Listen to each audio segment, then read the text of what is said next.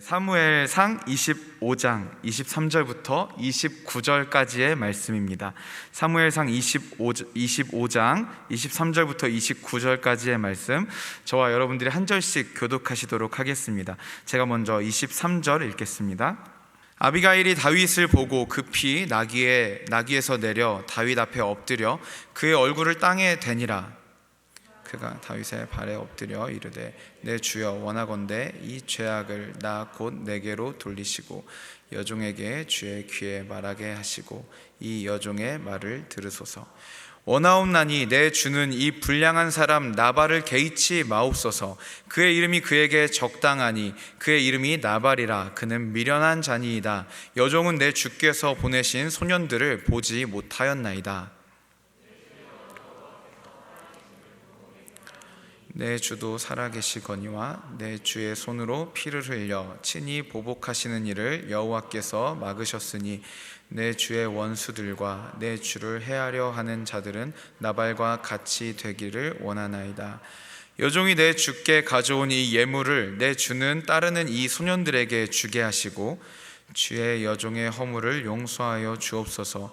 여호와께서 반드시 내 주를 위하여 든든한 집을 세우시리니 이는 내 주께서 여호와의 싸움을 싸우심이요 내 주의 일생에 내 주에게서 악한 일을 찾을 수 없음이니이다.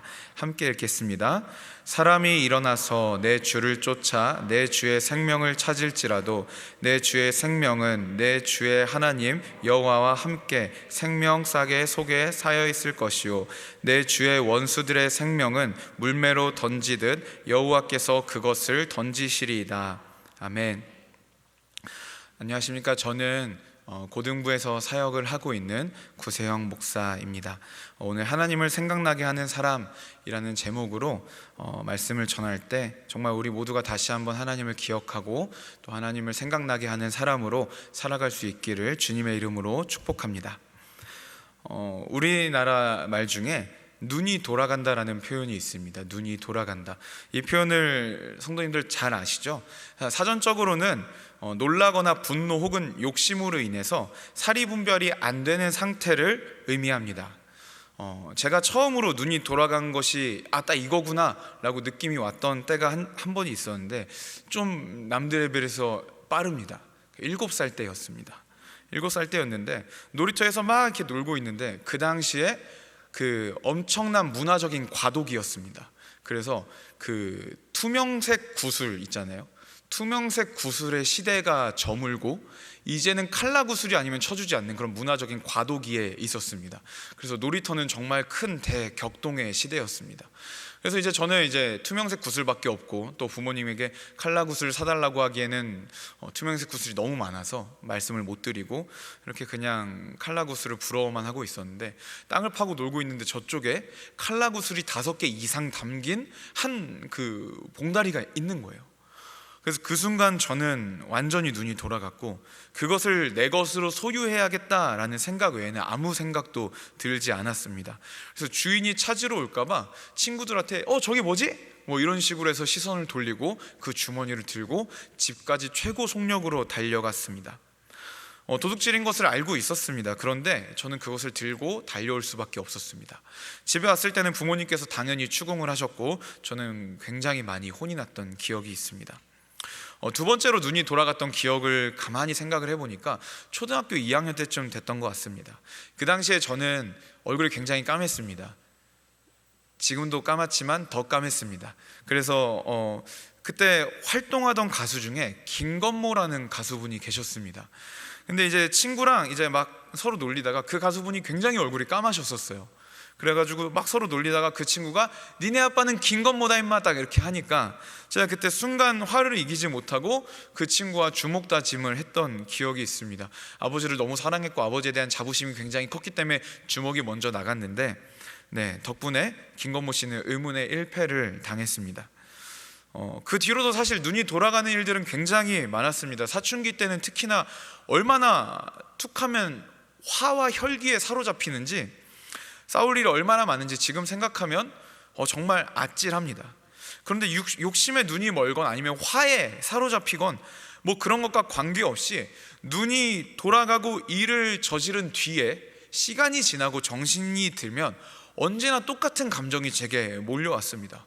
늘 후회했고요, 나와 타인에게 깊은 상처를 남겼다라는 것 때문에 많이 아픈 마음이 들었습니다. 여기까지 말했을 때 성도님들도 굉장히 많이 공감이 되실 것 같습니다. 보통 사람들은요, 자기가 풍족할 때 눈이 돌아가지 않습니다. 작은 유혹이나 물질적인 기회에 사리분별을 잃지 않습니다. 풍족할 땐 잃지 않습니다. 그런데 가난할 때 주로 작은 물질이나 유혹에 눈이 돌아가죠. 또 정서적으로도 평온할 때, 그리고 안정감을 누릴 때는 쉽게 분노에 눈이 돌아가지 않습니다. 보통은 참아낼 수 있습니다. 그러나 정서적으로 뭔가 부족하고 외롭고 정말로 극한에 치달았을 때는요, 정말 작은 자극에도 눈이 돌아가고 실수를 발생하기도 합니다. 즉, 사람들은요, 자기다움을 잃을 만큼 절박하고 지치고 힘겨운 시간이 지속될수록 쉽게 눈이 돌아가곤 합니다. 우리 모두 다 감정적인 격양은 아니더라도 굉장히 자주 상황과 환경에 모든 시선과 모든 마음을 빼앗겨서 하나님을 보지 못하곤 합니다. 그것이 신앙적으로 보면 눈이 돌아간 상태다라고 볼 수 있겠습니다. 왜 설교 시작부터 눈이 돌아갔다라는 이야기를 이렇게 있어 보이는 말로 장황하게 늘 나열을 하고 있냐면요, 오늘 우리가 읽은 본문이 바로 다윗이 눈이 돌아간 사건이기 때문입니다. 오늘 본문에는 크게 세 가지 인물이 등장을 합니다. 첫 번째 인물은 다윗입니다. 그리고 두 번째 인물은 나발이라는 어리석은 부자입니다. 그리고 세 번째 등장인물은 그의 아내인 지혜롭고 총명한 아비가일입니다. 때는 다윗이 왕의 기름 부음을 받고 10년 가까이 지났을 무렵이고 이스라엘 전체의 지명 수배자가 되어서 도망자 신세가 된 지도 조금 시간이 오래 지났을 무렵입니다. 분명히 왕이 된다고 했는데 왕은커녕 지명 수배자가 되어버린 후 몇 년 동안 도망을 다녔을 때니까 다윗이 몸도 마음도 굉장히 지쳤을 것이라는 것은 우리가 쉽게 예측을 할 수가 있습니다. 그런데도 다윗은 정말 멋있는 사람이었습니다. 가는 곳마다 자신의 정체성을 잃지 않았습니다. 쫓기는 몸임에도 불구하고요, 블레셋에게 그일라라는 지역이 점령을 당했습니다. 그럼 자신의 백성들, 이스라엘 백성들은 노예가 되잖아요. 그러니까 다윗은 쫓기는 몸임에도 불구하고 그 지역을 다시 점령을 해서 자기 백성을 해방시키고 이제 자기가 그 그일라 사람들이 자기를 내어주려고 하니까 다시 자리를 떠나는 그런 멋있는 모습을 보이기도 합니다. 사울만 없으면 더 이상 쫓기지 않아도 되는데 그 사울을 죽일 수 있는 기회가 있었음에도 불구하고 그 상황에서도 정신을 붙들고 하나님을 경외하는 모습을 보여줬던 것이 다윗입니다. 그런데 그렇게 큼직한 일들은 잘 처리를 해오다가 다윗은요, 오늘 본문에 어찌 보면 굉장히 사소한 일에 눈이 완전히 돌아가 버립니다. 분노에 사로잡혀서 사리분별을 잃어버리게 됩니다. 본문의 이야기는 이렇습니다. 마온이라는 지역에 나발이라는 부자가 살고 있었습니다. 그는 양만 3,000마리, 염소 1,000마리를 소유한 엄청난 부자였습니다. 그의 집에서 이제 양털을 깎는다라는 소식이 들려왔습니다. 유목민들에게 양털을 깎는다는 것은 농사를 짓는 이들에게 추수를 한다는 것, 그것과 비슷한 의미였습니다. 보통은 양털을 깎는 날에는 수고한 종들에게 잔치를 베풀고 이웃들이나 또 감사한 분들, 주변에 인사를 드려야 하는 분들에게 양식을 보내고 선물을 보내는 등 유대인들에게 양털 깎는 날은요, 명절과도 같이 기분이 굉장히 좋은 날이었습니다. 이 소식을 들은 다윗은요, 자신의 소년 10명을 보내서 먹을 양식을 받아오게 하는데요, 그 이유가 뭐냐면 나발의 종들이 목초지에서 양을 치고 있을 때 주변의 들짐승들이나 약탈을 일삼는 도적들, 그리고 혹은 무장 단체들로부터 다윗은 그들을 든든하게 지켜주는 울타리 역할을 했기 때문입니다. 당시 다윗의 소년들의 숫자는 600여 명이었고요, 그 군사를 거느리고 있었기 때문에 주변의 어떤 세력도 함부로 그가 보살피는 양떼를 손댈 수 없었을 것입니다. 다윗이 지금 나발에게 양식을 요구하는 것은요, 마치 조직 폭력배들이 길거리 상인들에게 가서 장사를 하게 뒤를 봐줬으면 수고비를 줘야지 라고 말하는 것과는 차원이 다른, 아예 다른 느낌의 내용입니다. 양털을 깎는 날에 잔치를 베푸는 이유가 뭐냐면요, 그만큼 양떼를 잃지 않고 양털을 깎는 이날까지 잃은 것이 그만큼 경사스럽고 그리고 그만큼 기쁜 일이기 때문입니다. 그 일이 있기까지 가장 큰 공헌을 해준 다윗과 그 군사들에게 음식을 대접하는 것은 어찌 보면 정말 지극히 당연한 일일 뿐만 아니라 다윗이 먼저 와서 양식을 좀 주세요라고 말하기 이전에 우리 양떼들을 돌봐주셔서 감사합니다라고 나발 측에서 먼저 와서 대접을 해야 마땅한 일이었을지도 모릅니다. 다윗은 당시 관례상 너무 당연한 그런 요청을 하면서도 행여나 그 사람에게 이것이 조금이라도 강압적으로 여겨지거나 조금이라도 무례하게 여겨질까봐 자신이 해야 되는 그 말을 소년들에게 말을 직접 지시를 합니다. 그래서 25장 26절부터 25장 6절부터 8절까지 보면요, 제가 읽어드리겠습니다.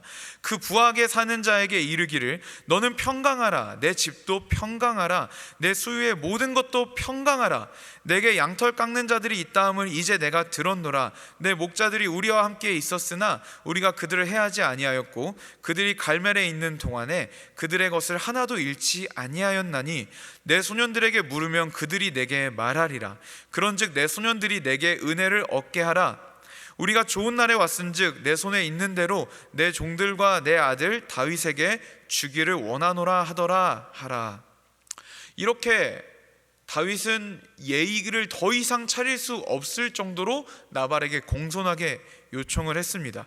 내 종들과, 나발의 종이 아니잖아요, 소년들이. 근데 너의 종들과, 그리고 더 심한 표현은 내 아들 다윗에게 주도록 하라, 주기를 원하노라.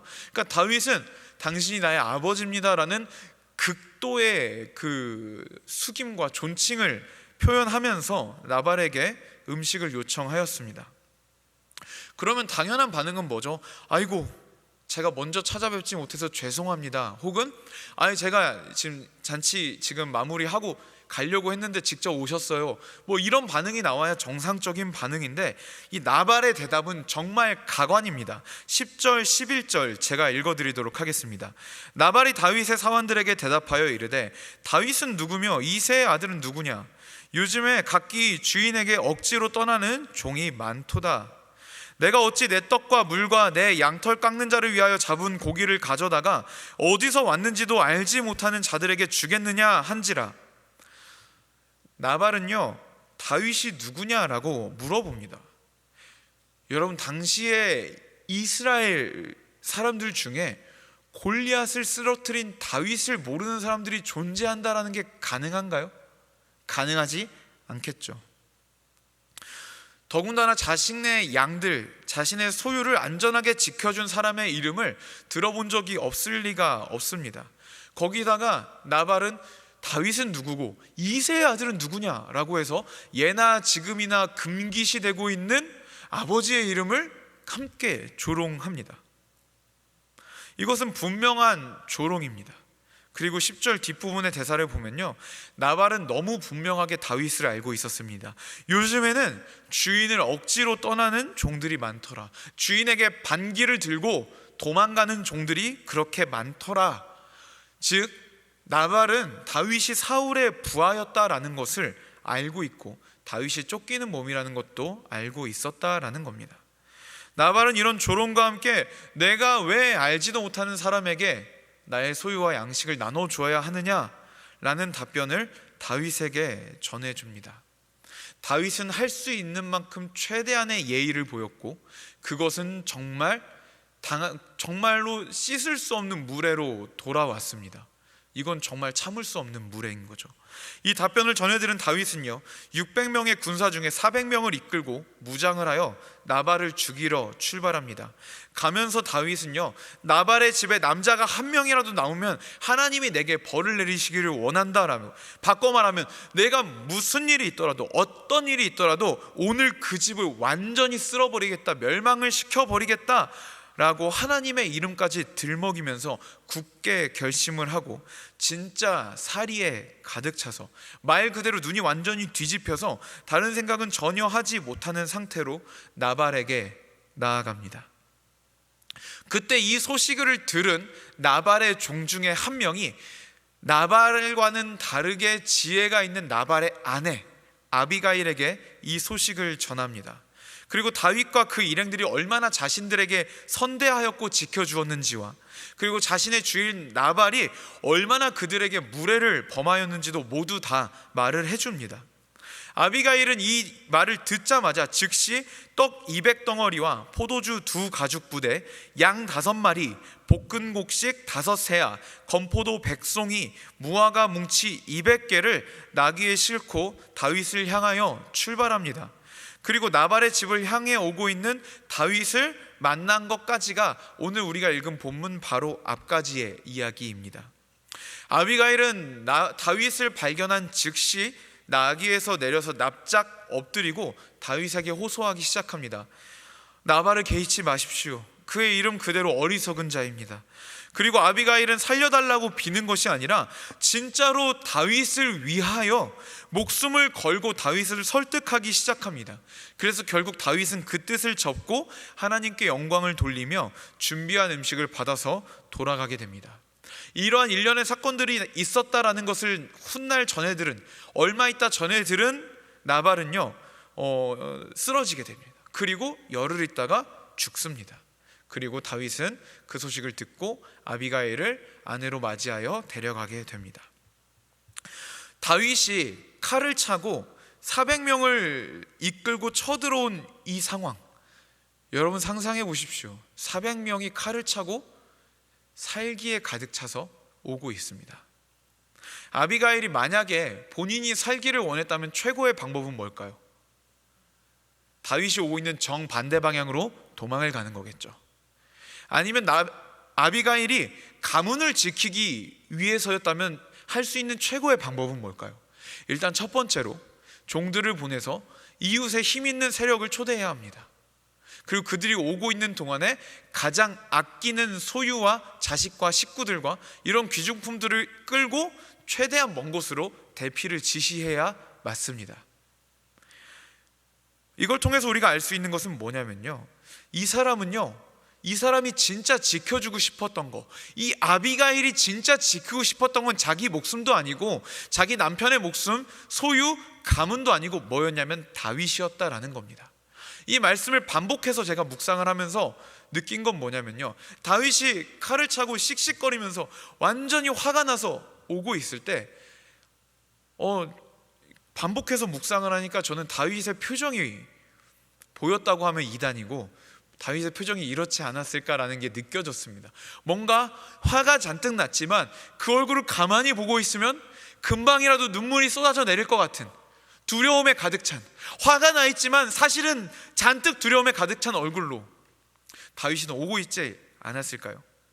아비가일이 진짜 지키고 싶었던 것은 다윗이었습니다. 특별히 28절, 29절을 자세히 살펴보면 왜 성경이 이 아비가일을 지혜로운 사람이라고 소개했는지 너무너무 잘 알 수 있습니다. 아까도 읽었지만 우리 28절, 29절 다 같이 함께 읽어보도록 하겠습니다. 시작. 주의 여종의 허물을 용서하여 주옵소서. 여호와께서 반드시 내 주를 위하여 든든한 집을 세우시리니 이는 내 주께서 여호와의 싸움을 싸우심이요 내 주의 일생에 내 주에게서 악한 일을 찾을 수 없음이니이다. 사람이 일어나서 내 주를 쫓아 내 주의 생명을 찾을지라도 내 주의 생명은 내 주의 하나님 여호와와 함께 생명싸개 속에 쌓였을 것이요 내 주의 원수들의 생명은 물매로 던지듯 여호와께서 그것을 던지시리이다. 다윗은 어떤 상황이죠? 왕의 기름 부음을 받고 10년 정도 지났지만 왕은커녕 함께하는 군사들의 양식을 걱정하며 극진하게 자신을 낮추며 이웃의 부자에게 양식을 요청할 수밖에 없는, 그러다가 조롱을 당할 정도로 위태로운 그런 상황이었습니다. 이스라엘 내에서는 단 하루도 편하게 쉴 수 없는 지명 수배자였습니다. 거기다가 오늘 본문 25장에 이 이야기가 시작되기 직전에 한 가지 사실이 더 나오는데요, 제가 보기엔 이 사실도 다윗에게 굉장히 힘든 사실이었을 것입니다. 25장 1절 우리 함께 읽어볼까요? 시작. 사무엘이 죽음에 온 이스라엘 무리가 모여 그를 두고 슬피 울며 라마 그의 집에서 그를 장사한지라. 다윗이 일어나 바란 광야로 내려가니라. 자신에게 기름을 부었던 사무엘의 죽음은요, 다윗에게는 엄청난 사건이었을 것입니다. 이전에는 아무리 쫓겨도 훗날 사무엘이 다윗을 왕으로 기름 부었다라고 공인을 해줄 수 있기 때문에 정말 마음에 큰 힘이 되었을 것입니다. 한켠에 든든한 마음이 있었을 것입니다. 그러나 그런 사무엘이 죽었다라는 것은 이제 이스라엘의 유일한 지도자는 사울이며 다윗은 이제 정말로 믿을 만한 카드가 전혀 없다라는 겁니다. 좀 더 쉽게 얘기하면 이젠 진짜 믿을 만한 구석이 하나도 없다라는 거예요. 모든 소망이 끊어졌다라는 것입니다. 하나님의 약속도 희미하게 보이고 상황은 암담하게 흘러가고 먼 미래는커녕 당장의 양식을 걱정해야 하는 상황 속에서 사무엘의 죽음은요, 어쩌면 다윗이 그동안 잘 참아왔던, 그리고 잘 지켜왔던 자신의 정체성이 툭 하고 끊어지고 눈이 돌아가게 만드는 가장 큰 촉발 사건이었을 수도 있습니다. 그런 다윗에게 눈이 돌아가서 자신이 누군지도 잃어버리고 모든 사람들을 죽여버리려고 하는 다윗에게 아비가일은 다윗을 진정시키는데 정말 지혜롭게도 다윗의 과거와 현재와 미래를 모두 다 언급해 가면서 당신이 누구인지 다시금 설득하고 더 나아가 위로를 하기 시작합니다. 다윗의 과거에 대해서 나발은 뭐라고 했죠? 주인을 억지로 떠나는 종이라고 했죠. 다윗의 과거에 대해서 이 말은 아마 당시에 많은 사울의 지지자들이 마치 유행어처럼 했던 말일 것입니다. 유행처럼 다윗을 조롱하는 말이었을 것입니다. 그렇게 왜곡되고 온 나라가 다윗의 과거에 대해서 왜곡되게 말하고 있을 때 아비가일은 다윗의 과거에 대해서 이렇게 이야기합니다. 28절에 내 주께서 여호와의 싸움을 싸우시며 내 주의 일생에 내 주에게서 악한 일을 찾을 수 없음이니이다. 아비가일은 다윗의 과거를 분명하게 재규명을 해줍니다. 다윗은 주인에게 반기를 들고 떠난 반역자, 때려잡아야 하는 반역자가 아니라 여호와의 싸움을 싸워온 사람이라고, 당신은 그런 사람이 아니라 여호와의 싸움을 싸우는 사람입니다 라고 과거를 다시 규명을 해주는 겁니다. 이 말은요, 다윗으로 하여금 골리앗과의 싸움을 연상시켰을 것입니다. 너는 칼과 단창으로 나아오지만 나는 만군의 여호와의 이름으로 너에게 나아간다라고 외치던 10대 소년 다윗, 그 다윗은요, 여호와의 군대가 모욕당하는 걸 참을 수 없어서 분개하여 일어났던 여호와의 싸움을 싸우던 사람이었습니다. 쫓기게 된 뒤에도 여호와의 백성들을 보호하고 그를 위하여 정의롭고 악한 일을 행하지 않는 사람이었다. 당신은 그런 사람이었습니다 라고 아비가일은 다윗을 위로하고 있습니다. 다윗의 현재에 대해서도 아비가일은 왜곡된 그 현재를 다시 한번 바른 해석을 전해줍니다. 29절에 사람이 일어나서 내 주를 쫓아 내 주의 생명을 찾을지라도 내 주의 생명은 내 주의 하나님 여호와와 함께 생명싸개 속에 쌓였을 것이요 내 주의 원수들의 생명은 물매로 던지듯 여호와께서 그것을 던지시리이다. 지금 누가 봐도 다윗의 목숨은 위태롭습니다. 그런데 아비가일은요, 다시금 믿음의 눈으로 다윗을 재조명해주고 있습니다. 다윗, 당신은 몇 년째 쫓기고 있고 당장 오늘 잡혀서 죽어도 이상할 것 없는 위태로운 사람이 아닙니다. 당신은 하나님께서 생명싸개로 싸서 몸에 두르고 다니는 가장 소중한, 하나님의 가장 소중한 사람, 그리고 그 누구도 하나님을 해할 수 없기에 가장 안전한 사람입니다. 눈으로 보기에 당신의 원수들이 안전하고 당신이 위태로워 보이지만 아니요, 당신은 하나님께서 가장 귀한 천으로 싸서 가장 가까이에 두르고 다니시는 가장 아끼는 사람이고 가장 안전한 사람이고, 오히려 당신의 원수들은 한번 손에서 떠나가면 결코 주워올 수 없는 물매로 던지듯 곧 던져져 버릴 그런 사람들입니다. 아비가일은요, 다윗의 현재에 대해서도 신앙적인 해석으로 다시금 왜곡된 다윗의 인식을 변화시켜 줍니다.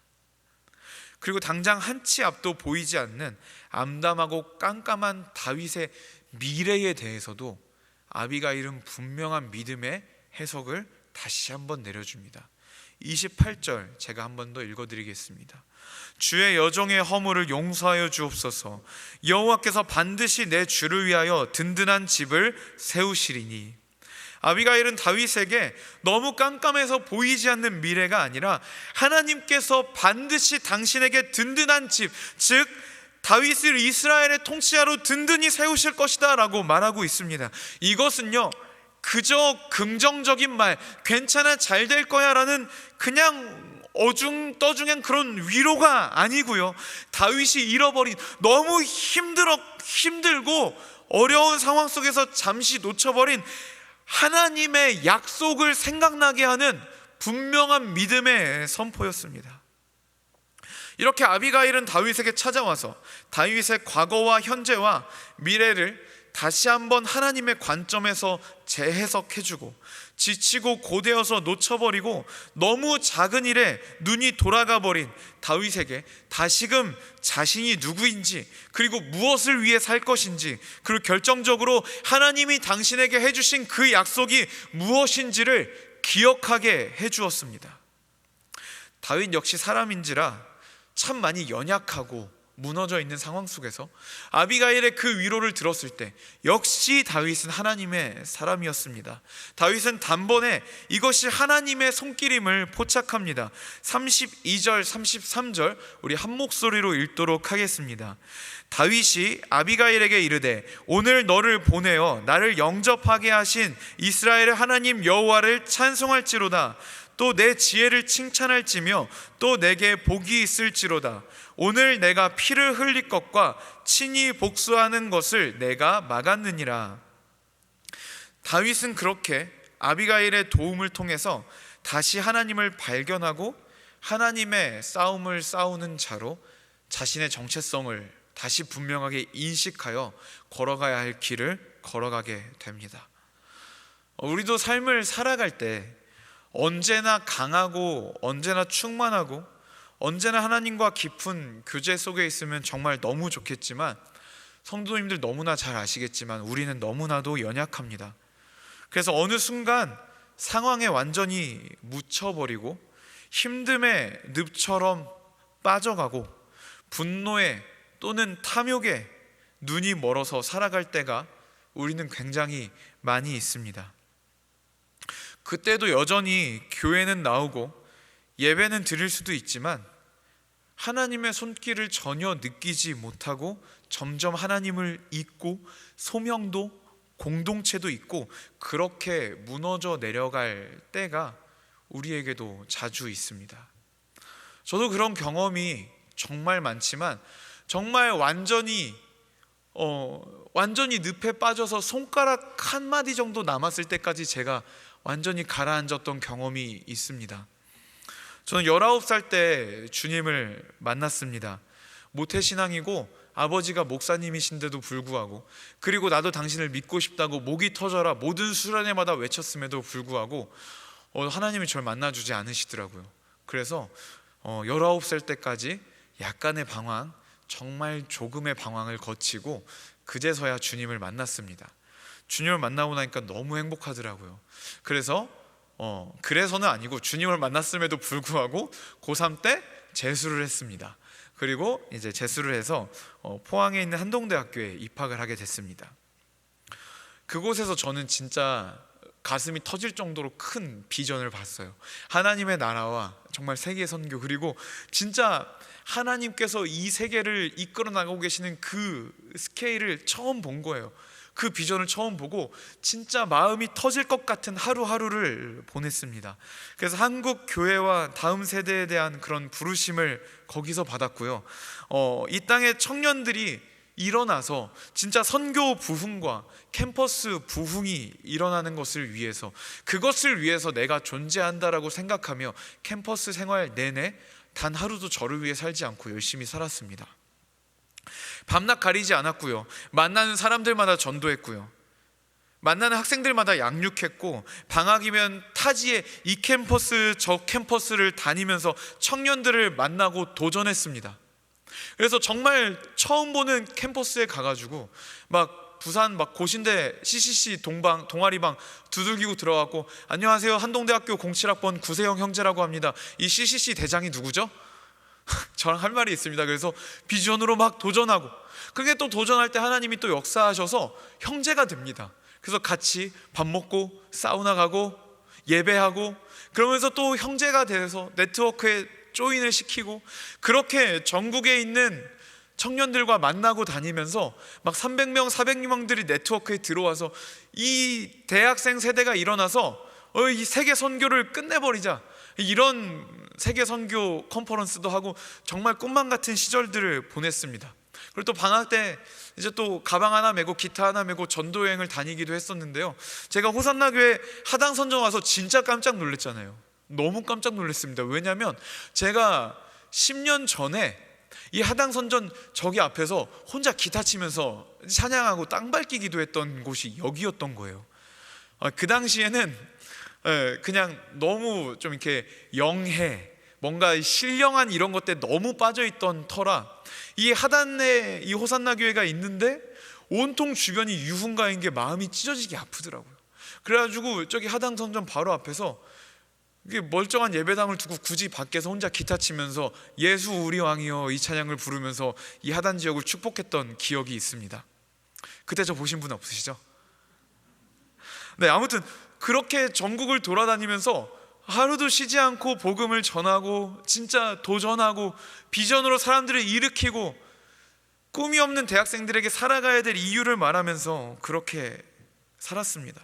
이 일을 위해서 내가 태어났구나, 그렇게 꿈결 같은 4년을 보냈습니다. 그런데 저도 사람인지라 딱 마지막 학기에 그동안의 지침과 그리고 저도 받은지 몰랐던 상처들이 그 마지막 학기에 터져버렸습니다. 주변의 동기들을 보면 군대도 다녀왔고 취직도 잘 됐고, 또 취직 잘 된 애들이 갑자기 막 차를 타고 오더라고요. 그리고 훈장처럼 대학 시절에 자신이 섭렵했던 공모전들을 막 이력서를 쓰는데 막 2페이지가 넘어가고, 그런 업종들이 주렁주렁 달려 있는데 4학년이 되니까 졸업반이라고 이제 외모도 가꾸기 시작하고 옷차림도 달라지기 시작하는데, 저 선배는 어디 취직되었다, 저 선배는 어떤 시험을 한 번에 붙었다, 저 선배는 어디에 유학을 간다더라, 이런 존경과 선망의 눈빛을 받는데 그 누구보다 최선을 다해서 하루에 3-4시간 이상 자지 않으면서 최선을 다해서 캠퍼스 생활을 해왔던 저는 너무 열정적으로 섬겨서 이제는 망가져서 더 이상 쓸 수 없을 것 같은 몸과 상처투성이인 마음으로 졸업하면 군대를 가야 되는 그런 상황에 직면해 있었던 거예요. 여러분, 그때 그게 얼마나 제 자존심을 상하게 하는지. 경영학과였거든요. 경영학과면 얼마나 스펙 중요합니까? 그래서 제 주변의 동기들 막 스펙이 주렁주렁 막 진짜 풍성하게 열매 맺고 있는데 전 아무것도 없는 거예요. 공모전 할 시간에 양육했고, 스펙 쌓고 영어 점수를 최고점으로 만점으로 찍을 시간에 전도했습니다. 방학마다 돌아다니면서 한국 캠퍼스를 살려보겠다고 그렇게 아무도 알아주지 않는 일을 자비량으로 섬기면서 살았습니다. 그런데 어찌나 초라하고 눈물이 나던지요. 그 슬픔에 진짜 한 학기 내내 머물러 있었습니다. 하나님의 뜻대로 섬겼던, 하나님이 주신 비전에 너무 순수하게 반응했던 지난 4년이 너무 후회가 되기 시작했습니다. 하나님, 나도 좀 나를 위해서 살 걸 그랬어요. 적당히 헌신할 걸 그랬어요. 하나님, 저 좀 말리지 그러셨어요. 그런 기도가 절로 나왔습니다. 분명히 저는 몇 달 전까지는 영광스러운 하나님의 꿈을 꾸는 위대한 사역자였는데, 지난 4년이 인생을 말아먹은 흔적으로밖에 보이지 않는 실패자로 내 자신이 인식되기 시작했습니다. 그런 생각을 하면서도 한 3-4개월 정도 여전히 양육도 하고 신앙생활도 하고 섬기는 것들은 지속했습니다. 왜냐하면 그동안 뱉은 말이 있는데, 살아온 삶이 있는데 사람이 자존심이 있지 어떻게 나 내 삶을 후회해, 어떻게 거기서 바로 손바닥 뒤집듯이 뒤집겠어요. 그렇게 가식적으로 양육도 계속하고 찬양 인도도 계속하고 기도회도 계속 섬기고 그러면서도 속으로는 내 삶은 실패했어. 그래, 졸업하고 군대를 가면 완전히 내 사람들 사이에서 잠적을 해버리자. 그리고 다시 시작하자. 내 삶을 챙기자. 이런 생각들이 제 안에 가득가득 올라오기 시작했습니다. 겨우 대학생인데 무슨 그렇게 진지한 생각을 했냐라는 생각을 하실 수도 있는데 감정이입을 부탁드려요. 정말 힘들었어요.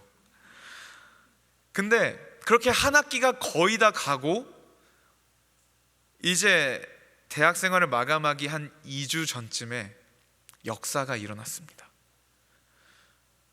그동안 양육했던 순원들, 그리고 그동안 전도했던 후배들, 그리고 힘들 때 찾아가서 위로해주고 격려해줬던 수많은 동역자들이 각자의 방법으로 저에게 마음을 표현하기 시작했습니다. 사실 처음에 몇 명이 이렇게 편지를 주고 또 밥을 사주고 그럴 때는 그냥 그 사람들한테 미안한 마음 뿐이더라고요. 아유, 나 이제 이렇게 안 살 건데 고맙다 그러네. 그런데 이제 막 몇몇 친구들의 편지가 쌓이고 막 새내기들이 막 적은 막 롤링페이퍼가 막 때로 도착하고 막 이런 경험들을 하다 보니까 어느 날 어떤 하루에 제가 또 완전히 무너져 내렸습니다. 롤링페이퍼를 읽는데요, 이런 내용들이 있었습니다. 형은 언제나 나와 하나님을 연결해 주는 사람이었어요. 순장님은 정말 하나님의 사람입니다. 순장님을 보면 하나님이 생각나요. 그리고 좀 더 저와 관계가 깊고 고민을 나눴던 동역자들은 세영아, 너의 사년이 헛되지 않았다는 증거가 나다. 누가 헛되다 그러면 나를 불러라. 너 덕분에 내가 있다. 너는 너무 아름다운 하나님의 사람이다.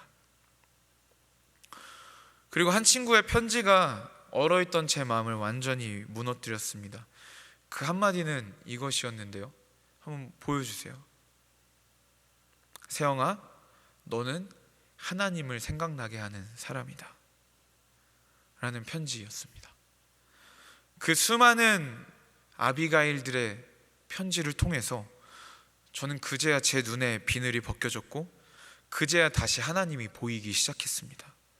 그제야 하나님 안에서 내가 누구인지, 내가 어떤 사람인지, 나에게 어떤 약속이 주어졌는지를 기억하게 되었습니다. 그때 제가 살아온 4년의 인생을 돌아보았습니다. 실패자로 남을 수밖에 없었던 길이 아니라 다시금 영광스러운 하나님과 걸어온 내 인생의 가장 찬란했던 4년으로 남아있더라고요. 그 뒤로 딴짓을 안 하고 열심히 살던 대로 살다 보니까 그 수많은 아비가일들 덕분에 지금 제가 이 자리 가운데 있습니다. 지금 우리가 이 자리 가운데 앉아 있기까지 성도님들에게는 얼마나 많은 아비가일들이 있었습니까? 나를 전도해 준 분, 내가 가장 힘들 때 날 위해서 기도해 주고 결정적인 한마디를 해주신 그 순장님, 늘 바른 길을 권면해 주시고 바른 기준을 제시해 주셨던 부모님, 우리는요 수많은 아비가일들을 통해서 이 자리까지 왔습니다. 저는 고등부에서 사역하고 있는데요, 우리 고등부 선생님들은 진짜 다 아비가일들입니다. 수많은 간증들을 듣습니다. 어떠한 아이가 장기결석자인데 마음이 너무 힘들고 외로워서 교회나 가볼까? 라는 생각을 하던 찰나에 딱 그 순간에 전화가 왔답니다. 모르는 번호란데 받고 싶어서 받았어요. 그런데 딱 그때 안녕, 새해가 되고 교회도 반이 바뀌고 해서 전화해봤어. 교회 선생님 누구야? 그 아이는 그걸 잡았습니다. 그리고 수련회에 나와서 뜨겁게 회복이 됩니다. 길거리에 나앉을 수밖에 없는 아이가 있었습니다. 집이 망했고 부모님이 헤어지셨습니다. 그 아이는 길거리에 나앉을 수밖에 없었습니다. 근데 그 아이에게 고시원을 잡아주고 고시원비를 몇 년 동안 내주고 용돈을 주고 그렇게 해서 그 아이가 다시 하나님의 사람으로 자라날 수 있도록, 누가 봐도 길거리 청소년으로 끝날 수밖에 없는 그 인생을 하나님의 사람으로 건져준 그런 선생님들도 계십니다. 제가 고등부 사역하면서 사실 너무나 많은 감동적인 스토리들을 들어서 이 시간 다 전할 수 없지만, 아이들이 성장하는 과정을 보니까요, 정말 수많은 아비가일들이 존재를 한다는 것을 알게 되었습니다. 그리고 그 아비가일들이 있기 이전에, 그리고 가장 처음에 하늘의 영광을 버리고 고작 나 같은 거 하나 찾겠다고 이 땅에 내려오신 예수님이 계셨습니다. 그분은 나를 찾아오셨습니다. 그러실 의무도 없었고요, 누가 그렇게 하라고 시킨 것도 아닌데, 그분은 나를 찾기 위해 상식적으로 이해가 되지 않는 행동들을 하셨습니다. 그리고 그분은 내가 하나님을 다시금 볼 수 있게 해주려고 십자가 위에서 자기 몸을 찢으셨습니다. 그래서 우리는 오늘도 하나님을 바라볼 수 있고, 오늘도 이 자리 가운데 있을 수 있습니다. 그분께 여쭤봤습니다. 예수님, 어떻게 하면 당신의 은혜를 갚을 수 있겠습니까? 예수님이 한량없는 은혜를 내가 어떻게 하면 조금이라도 갚을 수 있겠습니까? 그분은 말씀하십니다. 우리도 겁에 질린 다윗을 찾아가서 하나님을 다시 보게 해주라고. 그리고 우리는 그렇게 살아가는 것이 마땅합니다. 코로나가 시작된 지 벌써 3년 차입니다. 개인들도 많은 것을 잃었고요, 교회도 많은 것을 잃었습니다. 성도 여러분들은 교회가 잃어버린 것 중에 무엇이 가장 크다고 생각하십니까? 저는요, 다음 세대가 자라나는 현장에 있다 보니까요, 교회가 잃어버려서는 안 되는데 잃어버린 게 너무 눈에 잘 들어옵니다. 교회는 아비가일을 잃어버리고 있습니다. 이전에는 아이들이 친구가 교회를 떠나고 방황하기 시작하면 밤이고 새벽이고 찾아가서 집어왔습니다. 권면했습니다. 이러면 안 된다고 했고, 눈물로 기도했고, 울면서 교육자에게 전화로 기도를 요청했습니다. 근데 여러분, 코로나 2년 동안에 우리의 신앙은 얼마나 개인주의적인 신앙이 되었는지요. 집에서 핸드폰으로 예배하는 예배가 되었고요, 공동체 없이도 예배가 가능하다라는 것이 우리 모두 안에 자리를 잡아버렸습니다. 그 타격을 가장 많이 받은 아이들은 바로 다음 세대 아이들입니다. 이 시점에서 교회된 여러분, 우리가 사활을 걸고 막아야 하는 것, 그리고 사활을 걸고 지켜내야 하는 것이 무엇입니까? 바로 아비가일을 잃어버리는 겁니다. 오지랖 넓다고 손가락질 당하더라도 친구에게 찾아가서, 성도에게 찾아가서 손을 꼭 붙잡고 당신은 하나님의 사람입니다, 그걸 잊지 마세요. 당신이 힘들다는 건 압니다. 하지만 당신은 하나님의 사람입니다. 당신이 회복될 때까지 내가 그 손을 놓지 않겠습니다 라고 얘기해주고 찾아가고 손잡아주던 그 아비가일들을 우리는 반드시 지켜내야 합니다. 오늘 주신 이 말씀을 듣고 여러분들에게 부탁드립니다. 우리 모두 다 누군가에게 아비가일이 되어주면 좋겠습니다. 단지 누군가에게 잘못했다라고 말해주는 사람이 아니라 사랑으로 붙잡아주고 위로해주고, 결국에는 자신이 누군지 깨닫게 해주고, 힘듦과 어려운 많은 상황에 매몰되어서 볼 수 없었던 하나님을 다시금 볼 수 있게 해주는 그 사람이 우리가 된다면, 우리의 다음 세대는 조금 더 소망이 있지 않을까요? 낙심한 지체들, 그리고 하나님의 온기를 느끼지 못하는 동역자들, 하나님의 이름을 부를 힘조차 남지 않은 그 정도로 쇠약해버린 우리의 몸과 우리의 손과 발들, 그들에게 찾아가서 하나님을 생각나게 하는 사람이 되는 것, 그것이 바로 이 자리에 앉아있는 우리에게 오늘 하나님께서 하시는 말씀입니다. 간절히 소망하옵기는 우리 호산나 교회 공동체가 이 아비가일을 만나고 서로에게 아비가일이 되어주는 그런 복된 공동체가 되기를 주님의 이름으로 축복합니다.